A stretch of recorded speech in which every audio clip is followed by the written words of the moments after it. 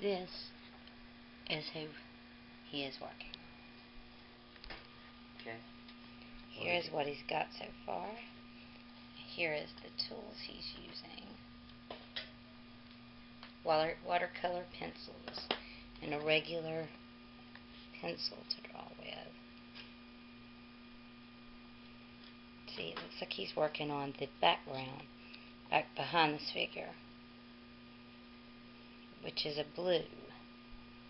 I also happen to be experimenting with the right color for her dress.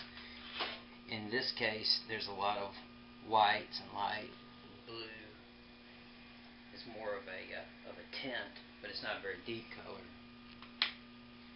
Fortunately, I have another set of watercolors that I can work with, so we're going to give these a try. These are deeper in color from what I can remember.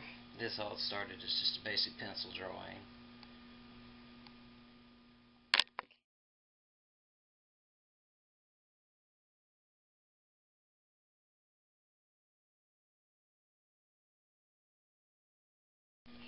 Okay, now I've switched pens. This is going to be slightly lighter.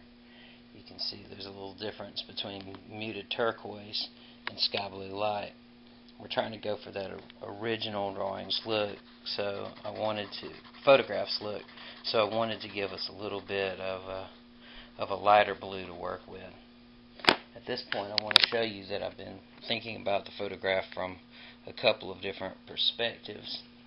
That I also have this, which is just a camera phone picture, screen capture of the computer, and you can see some things about the shading that you get. It's not very, very clear, and of course the face almost disappears in this one because of the glow of the screen.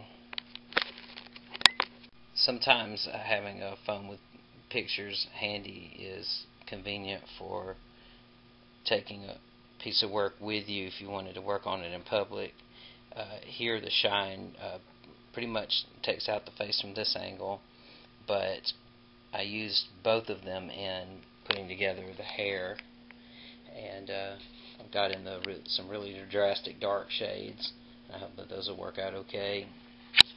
And I'm about to explore in this box for my flesh color.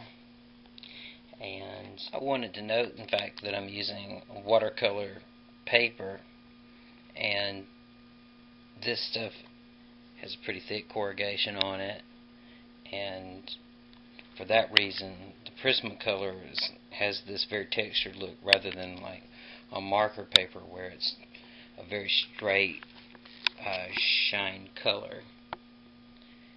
Here we're experimenting with complementary tones to go with that dress that she has, and trouble spot from mixing the media like I have. My ink started to run a little bit, and I don't want that to be too dark.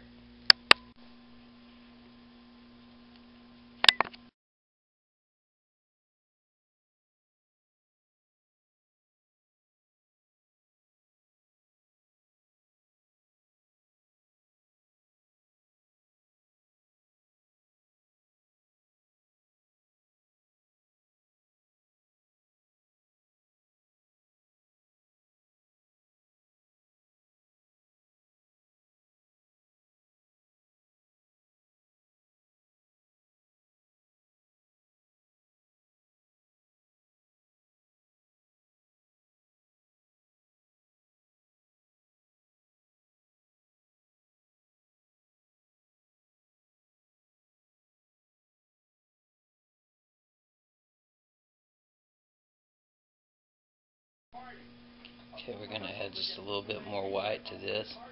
I actually brushed in a little bit of white, and it gave us a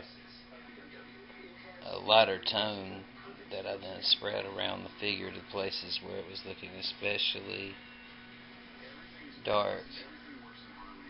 I want to keep the sides of the nose kind of dark in this case, but I remember the light being very bright there on that port on her. We're going to borrow from this, and we're going to light the top of her nose a little bit. There we go, and this will keep it from being quite so drastic. can see that we went here to the ink line and we kind of worked over it with the paints as well. At this point, I'm happy that we have been able to take a lot of the parts that were just too much. I was taking this white tube and just dipping my brush into it just a little bit. Here we go. I just did white. Just kind of dip it just a little bit. Just a little on there. Here we go. Pretty bright water.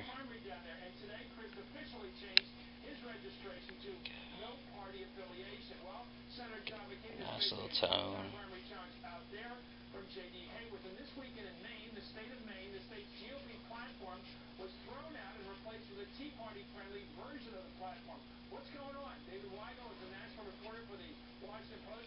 Okay. Take this little bit here and make it a lot less drastic as well. Closer to that original color.